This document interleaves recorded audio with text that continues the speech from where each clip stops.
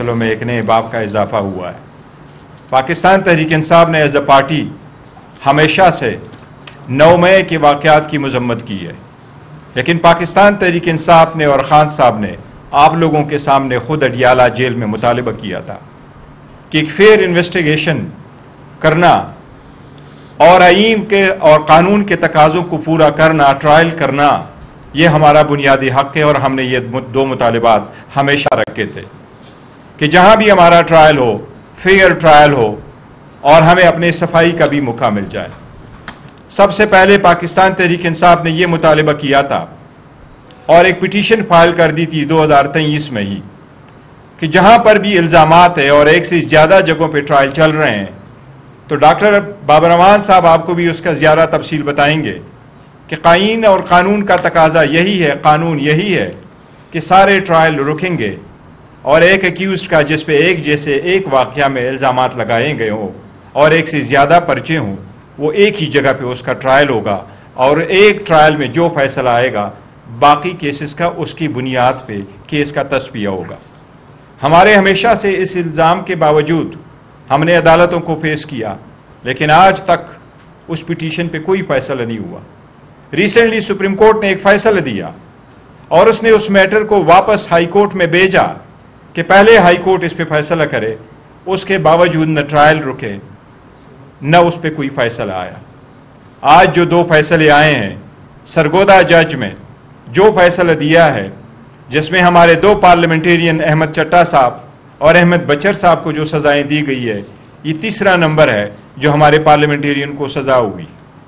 اسی طرح سے 10 سال کی سزا پہلے عبداللطیف صاحب کے بارے میں بھی دی گئی تھی جو اسلام آباد ATC نے سزا دی تھی۔ آج شاہ محمود قریشی صاحب کے علاوہ ڈاکٹر یاسمین راشد صاحبہ کو، محمود الرشید صاحب کو، اعجاز چودھری صاحب کو، عمر چیمہ صاحب کو بھی 10 سال کی سزا ہوئی ہے۔ یہ ساری سزائیں قانون کے تقاضوں کو پورا کیے بغیر دی گئی ہے۔ رات کے اندھیری تک یہ ٹرائل چلاتے رہے، 11 بجے تک ٹرائل چلاتے رہے، ایک قسم کی ٹرائل گواہ پیش ہوئے، قانون کے تقاضوں کو پورا کیے بغیر ایسے سزائیں ناانصافی ہے۔ اس سے ملک کا اچھا نہیں ہوگا، اس سے ملک کی نہ صرف بدنامی ہوئی ہے بٹ قانون کا انٹائر لوگوں کا، پاکستان کے 25 کروڑ عوام کا عدالتوں سے اعتماد اٹھ گیا ہے۔ وہ لوگ جو عدالتوں کی طرف دیکھتے ہیں کہ ایک سخت سرکار کے خلاف عدالت انصاف پرووائڈ کرے گی، آج کے فیصلوں سے ثابت ہو رہا ہے کہ عدالتیں اس فیصلوں کے اور اپنی ذمہ داری دینے میں ناکام ہو گئی ہے۔ اس کے بارے میں ڈاکٹر صاحب سے میں توقع کروں گا کہ سلمان رقم راجہ صاحب کے بعد ڈاکٹر صاحب اس پہ زیادہ روشنی ڈالیں گے کہ کیا آئینی نکات ہے جو اٹھانے ہیں۔ جی بہت شکریہ جی، میں مختصر بات کروں گا، گوہر صاحب نے بات کر دی، مزید تفصیل سے بات ڈاکٹر بابر امان صاحب کریں گے۔ ایک چیز صرف یاد رہے پوری قوم کو کہ وہی 2 گواہ ہیں جو ہر مقدمے میں پیش کیے جا رہے ہیں پنجاب میں 9 مئی کے حوالے سے، اور بلکہ جہاں بھی 9 مئی کا مقدمہ ہوگا۔ کہا یہ جاتا ہے کہ ایک سازش بنی گئی، وہ سازش عمران خان صاحب نے بنی، اور اس کی گواہی کیا ہے؟ ایک پولیس کا ملازم جو کہتا ہے کہ میں کسی طرح کوئی سلیمانی ٹوپی اس نے پہنی ہوئی تھی کہ وہ زمان پارک میں داخل ہو گیا۔ زمان پارک کو جو جانتے ہیں کہ اس وقت جب عمران خان صاحب وہاں مقیم تھے تو کتنی سخت سیکیورٹی تھی، وہاں پولیس کی سیکیورٹی تھی، PTI کی اپنی سیکیورٹی تھی۔ وہ کہتے ہیں کہ میں داخل ہو گیا کسی طرح اور صوفے کے پیچھے چھپ گیا۔ اسی طرح دوسرا ملازم کہتا ہے میں میز کے نیچے چھپ گیا اور وہاں چھپے ہوئے میں نے سنا کہ ایک سازش بنی جا رہی ہے۔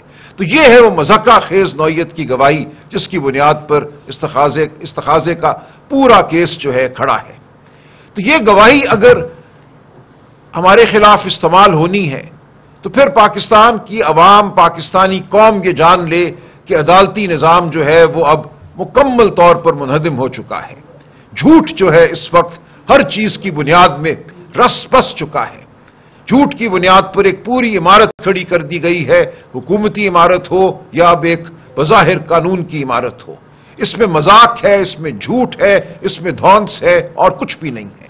تو یہ PTI کا معاملہ نہیں ہے، یہ پاکستانی قوم کے ہر فرد کا معاملہ ہے۔ جس قوم کے ادارے تباہ ہو جائیں، جس قوم کی عدالتیں یہ ہو جائیں جو آج ہماری عدالتیں ہو گئی ہیں، تو پھر وہ لمحہ فکریہ ہے اس قوم کے لیے۔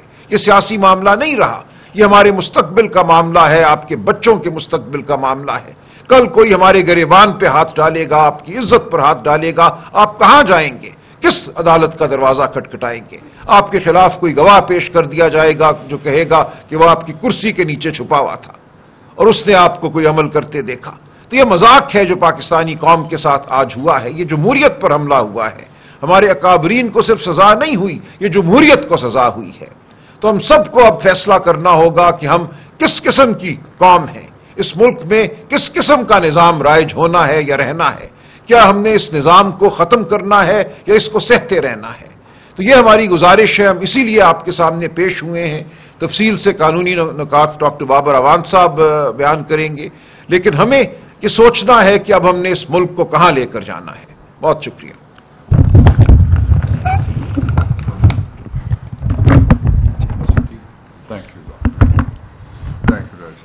تھینک یو شیخ صاحب نالیہ۔ بسم اللہ الرحمن الرحیم۔ پاکستان کی تاریخ میں آپ نے ایک مقدمے کا نام سنا ہوا ہے، اس کا نام تھا مڈ نائٹ جیکالز۔ اس مقدمے میں وکیل صفائی میں تھا۔ اس کے بعد پاکستان کی تاریخ میں آپ نے ایک دوسرے مقدمے کا نام سنا ہے جس کا نام تھا مڈ نائٹ جسٹس۔ وہ جب سائفر آیا تو مڈ نائٹ جسٹس آیا، جب سائفر زور سے آتا ہے تو مڈ نائٹ جسٹس جو ہے وہ بھی بڑا زور سے آتا ہے۔ لیکن اس وقت جو فیصلے آ رہے ہیں، یہ جو 5 تاریخ کے لیے عمران خان نے کال دی ہے، میں سمجھتا ہوں کہ یہ اس کے ساتھ لنکڈ فیصلے ہیں۔ اور آج ایک میس کلنگ ہوئی ہے اور میس مرڈر ہوا ہے جسٹس کا، لاہور میں بھی ہوا ہے اور گجرانوالہ میں بھی ہوا ہے، لاہور میں بھی اور سرگودا میں بھی ہوا ہے۔ گجرانوالہ رہتا ہے ابھی اور فیصل آباد رہتا ہے، اور کچھ کیسز اسلام آباد میں جو پینڈنگ ہے وہ بھی رہتے ہیں۔ اس کا ایک پہلو یہ تھا۔ اس کا دوسرا پہلو یہ ہے کہ جن لوگوں کو سزائیں دی گئی ہیں وہ سارے ضمیر کے قیدی ہیں، ان کا جرم جرم بے گناہی ہے۔ انہوں نے پاکستان کے لوگوں کے لیے آواز اٹھائی ہے۔ جو دہشت گردی کا ایکٹ ہے 1997 کا، اس کے اندر لکھا ہوا ہے، ایک ایکسیپشن دی گئی ہے کہ دہشت گردی کہاں کہاں، اگر کوئی منافرت والی بات ہوگی مذہبی طور پہ اس پہ دہشت گردی لگے گی، اگر کسی جگہ کوئی وحشت گری کرتا ہے جس طرح سے ہو رہی ہے پاکستان میں بدقسمتی کے ساتھ، جو عمران خان کے دور میں ختم ہو گئی تھی دوبارہ شروع ہو گئی ہے، اس پہ دہشت گردی لگے گی۔ لیکن یہ لفظ لکھے ہوئے ہیں کہ اگر کوئی ڈیموکریٹک مظاہرہ کرتا ہے، جلوس نکالتا ہے یا ریلی نکالتا ہے تو اس کے اوپر دہشت گردی کا ایکٹ نہیں لگے گا۔ اس لیے یہ فیصلے نہیں ہے، اس کے لیے جو ATA کا ایکٹ ہے اس کو ایک ویپن آف میس ڈسٹرکشن بنایا گیا ہے، پاکستان کو، پاکستان کے تصور کو اور پاکستان میں دستور کو اور رول آف لا کو میس مرڈر اس کا کرنے کے لیے۔ اب میں آتا ہوں اسپیسیفک جو 3-4 ایشوز ہیں جن کی طرف اشارہ کیا ابھی غور صاحب نے بھی اور سلمان صاحب نے بھی، میں وہ ایڈریس کرتا ہوں۔